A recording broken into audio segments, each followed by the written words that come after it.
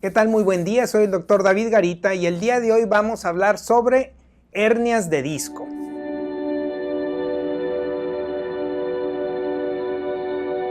Muy bien, vamos a hablar sobre hernias de disco, pero en principio tenemos que conocer y saber qué es un disco antes de poder hablar de una hernia de disco.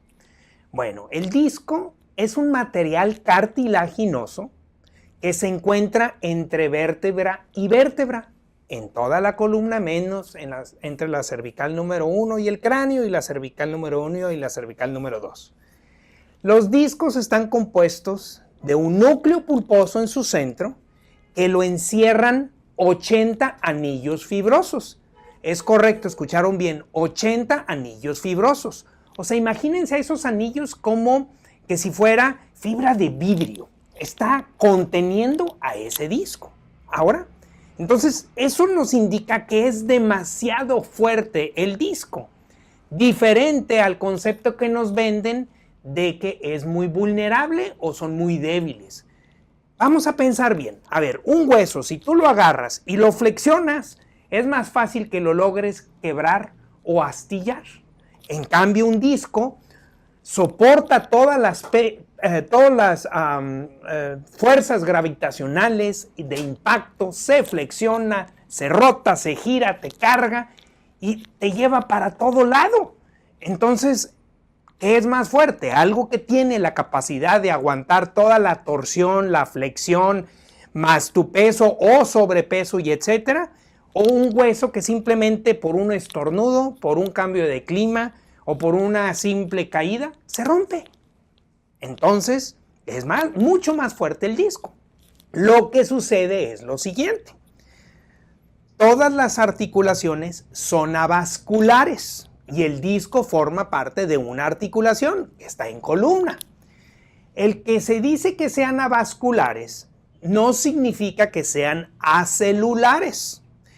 Entonces, cuando estamos hablando de que son avasculares, lo que significa es que torrente sanguíneo directo no llega. Sin embargo, están compuestos de células. ¿Y estas células cómo se mantienen vivas? Pues muy sencillo.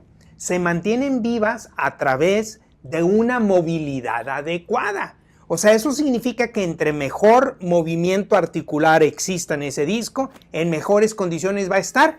Es correcto. Pero ahora, analicemos bien. El ser humano hoy por hoy se la pasa mucho tiempo sentado, ya sea en su oficina o ya sea en su carro, o si no elige algún deporte en el cual está sentado, ya sea una bicicleta, ya sea una motocicleta, o ya sean los famosos racers, o ya sea una lancha. Entonces, no está utilizando lo que es la biomecánica adecuada y apropiadamente. Entonces, eso comienza a afectar, por un lado. Por otro lado, tenemos que si no se está nutriendo a través del torrente sanguíneo, significa que se está nutriendo a través de ese líquido o aceite articular que lo conocemos con el nombre de líquido sinovial. Es correcto, el líquido sinovial es lo mismo que la sangre, pero ultrafiltrada con una diferente densidad y viscosidad para permitir lo que es la fricción y el molleo sin generar hematomas. Porque imagínense ustedes que si fuera sangre con las características que va en el torrente sanguíneo, pues no andaríamos nada más que unos 2, 3 pasos y ya estaríamos con hematomas. Entonces necesitan entender que sí, todas las articulaciones, incluyendo la que estamos hablando de hoy, la de los discos, están vivas. Por lo tanto, si están vivas, la siguiente pregunta es, ¿se pueden regenerar? Definitivamente se pueden regenerar. Definitivo. Es como que si tú te cortas y me preguntas, oye, si me corto aquí, ¿me puedo regenerar? Definitivamente. Pero, ¿qué va a requerir para poderlo regenerar? Entonces, es ahí donde entra la importancia de la nutrición. Y nutrición me refiero a todo aquello que le genera un valor agregado a tu organismo, no aquel que se considera nutrición en base a calorías, en base a sabores artificiales, en base a 0 calorías o cosas así. Entonces es sumamente importante lo que es la nutrición. La nutrición viene siendo la materia prima para que tu cuerpo utilice, la absorba y la emplee de una manera adecuada para mantenerte en un fuerte, sano, reparando cualquier daño que exista en el organismo. ¿Ok? Entonces, volviendo otra vez a lo del líquido sinovial y que mencionábamos que es una sangre ultrafiltrada y que depende de la movilidad articular, es la importancia de cuando se toman unas radiografías biomecánicas tomando en cuenta las fuerzas gravitacionales contra una resonancia en donde estás acostado y ni siquiera hay una fuerza que esté comprimiendo al disco.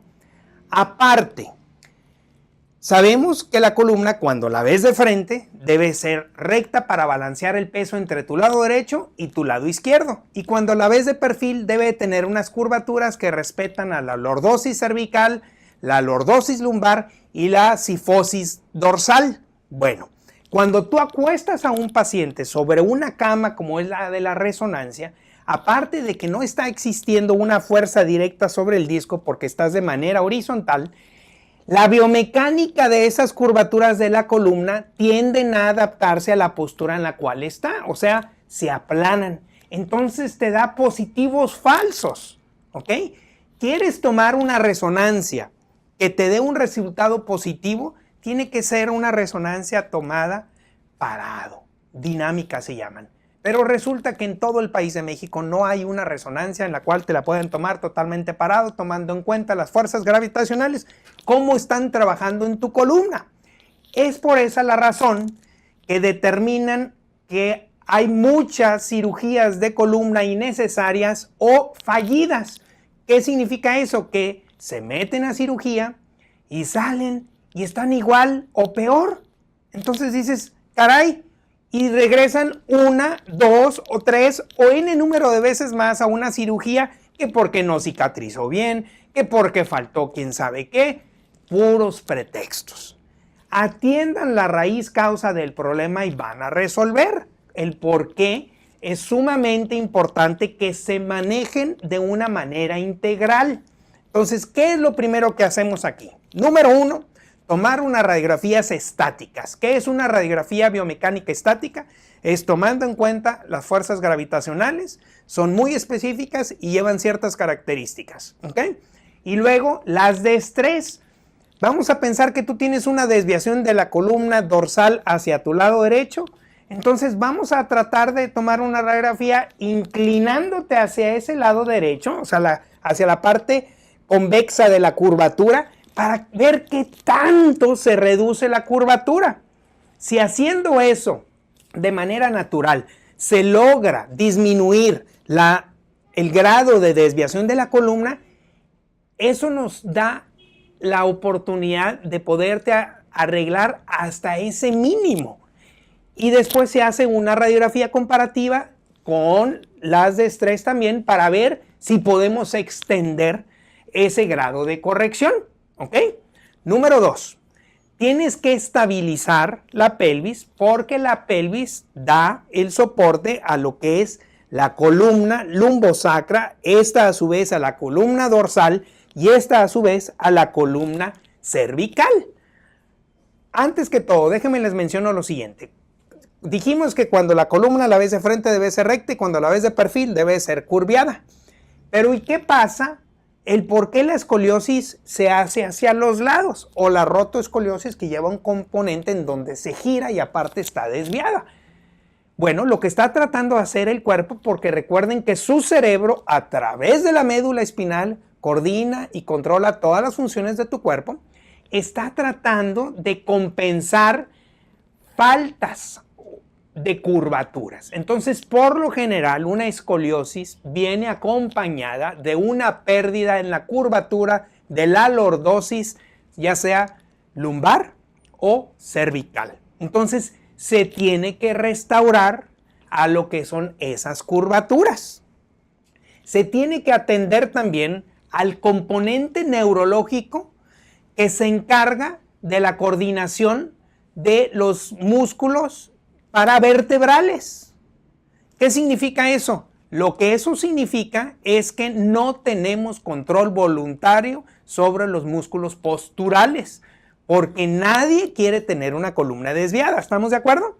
Entonces, ¿cómo es que esos músculos posturales responden? Bueno, pues responden al sentido de la propiocepción, es un área del cerebro que detecta nuestro propio lugar en espacio y dimensión, y ese está al 100% del tiempo alerta. Entonces de ahí se deriva otra pregunta que me dicen, oye, ¿son buenos los masajes porque siempre traigo nudos? No, no son buenos. ¿Por qué? Porque esos nudos que te están tratando de destruir están respondiendo a lo que es el sentido de la propiocepción, porque tu cuerpo está tratando de mantener lo mejor posible a la postura de tu columna. Pero obviamente si existe algún componente de desviación o rectificación, entonces ustedes se van a quejar de contracturas. Pero no son contracturas, es un indicador o es un signo de que tienes algún problema en columna, un problema biomecánico. Viene otra pregunta más que me hacen muy frecuente. Oye, ¿sabes qué? Es que no tengo problema en columna, es un músculo que está contracturado a un lado. Ok. Recuerden que no existen músculos inteligentes. Todos los músculos responden a los estímulos nerviosos.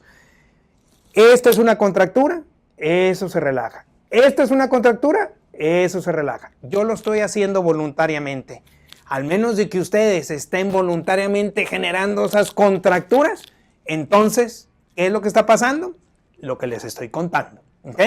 Entonces, sucede que a lo largo de la columna no existen, estoy hablando a nivel columna, no existen fibras de dolor neurológicas, porque si no, cada movimiento que diéramos o cada flexión o extensión nos generaría un dolor. No existe. Entonces, por lo general el dolor siempre inicia más lejos de la columna y nunca lo relacionan con que es un problema de columna porque creen que es un músculo independiente a. Hay que entender una cosa, somos seres integrales, un corazón para todo el cuerpo, un cerebro para todo el cuerpo, 2 pulmones para todo el cuerpo, 2 riñones para todo el cuerpo y así todos los órganos. Somos seres integrales, no podemos dividirnos. ¿Ok? Entonces, todo está interrelacionado, interconectado y el cerebro está constantemente autorregulándose y autorreparándose. Otro punto que hay que tomar en cuenta, los pies. Tienes que atender la biomecánica del pie y también tienes que atender la biomecánica del chamorro. ¿Ok? Porque resulta que como hoy en día usamos diferentes tipos de calzados, esos calzados pueden contribuir, sobre todo aquellos calzados que son hermosos, que se ven de punta, que son los tacones, pueden contribuir a que no desarrolles adecuadamente ciertos grupos musculares o al contrario, les ejerzas una mayor demanda y no los apapaches y no los compensas porque nunca nadie te lo dijo, no pasa nada. Pero eso contribuye a una desestabilización y entonces comienzas con los problemas, ¿ok? Por lo general, para que se dé una hernia, protrusión discal, prolapso discal o abultamiento discal, son puros sobrenombres sobre el mismo concepto, ¿ok? Tiene que haber pasado al menos 3 años. Entonces, ¿qué significa eso? Que si yo tuve un accidente de auto hoy, que si yo tuve una caída de un 2º piso, que si estaba jugando fútbol americano y me dieron un golpe y volé así en el aire y caí, pero me levanté como si nada, todos esos son traumatismos que pueden contribuir a. ¿Desde cuándo? Desde que naces. Si naces por una cesárea, estás brincándote un paso de lo que es la experiencia de salir y forzarte del vientre de tu madre, que es un paso a seguir sobre la evolución del ser humano. Recuerden que antes de que fueras un baby, que te gestionaste en 9 meses y que seguiste unos pasos, no te brincaste ningún paso, también debes de incluir el paso de ir por lo que es un parto natural. Un parto natural no es una cesárea, un parto natural no es una inducción, eso no es. Entonces, tienen que atender a todos esos casos. Puedo entender que en ciertos casos se requiera, pero ok, bueno, pues lo requerí, bueno, pues voy a atender a mi hijo para que tenga un desarrollo pleno. ¿Por qué? Porque nos empiezan a enviar señales esos bebitos de que traen algún problema biomecánico. ¿Por qué? Porque comienzan con problemas de reflujo, comienzan con problemas de asma, comienzan con problemas de que se empiezan a enfermar muy frecuentemente de lo que sea, comienzan con problemas de que estreñimiento, comienzan con problemas de que batallan para respirar, problemas de la piel. Todo eso está directamente relacionado a lo que es el sistema nervioso central, que es cerebro, a través de la columna. Los invito a que nos visiten, aclaren todas sus dudas y no más como comentario final. Sí se puede regenerar a un disco, siempre que tomes algún medicamento, sobre todo los que se les llama los AINES, antiinflamatorios no esteroideos. Obviamente los esteroideos son aún peor. Lo que esos fármacos hacen es inhibir el propio proceso enzimático del organismo. En otras palabras, ¿qué significa? Que está bloqueando a la capacidad de tu cuerpo de regenerar esas articulaciones. Inhibe lo que son a los proteoglicanos, ese es el nombre correcto. Entonces es por eso que otras especialidades te dicen o desconocen que no se pueden regenerar los discos, que no se puede regenerar una rodilla o que no se puede regenerar ninguna articulación. Las articulaciones, dependiendo en dónde están, estamos hablando de discos, meniscos, cartílago, bursas, ligamentos y tendón, son todos lo mismo. Nomás, dependiendo de sus características y su función, tienen un diferente nombre, pero se rigen bajo el mismo concepto que acabo de explicarles, que es el sistema nervioso central, la nutrición, la biomecánica y todo lo que conlleva. Muchas gracias por su atención.